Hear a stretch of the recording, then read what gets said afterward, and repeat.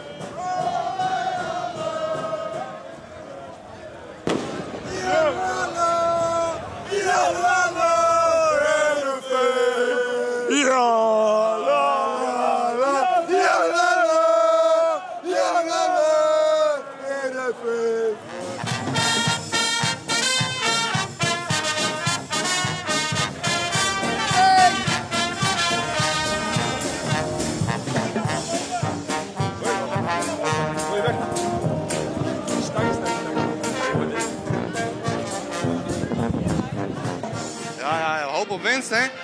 Ja, ga ervoor. Heb je vertrouwen in? Ja, echt. Twijfels wat? Nou, wist wat het is? Als het maar een mooie wedstrijd wordt. Dat is het belangrijkste, denk ik. Wij gaan wat winnen. Ik dacht maar een 3-1 of zo. Had ze zin in? Ja, En wat wordt het? Heerenveen gaat winnen. Maar hoe volle?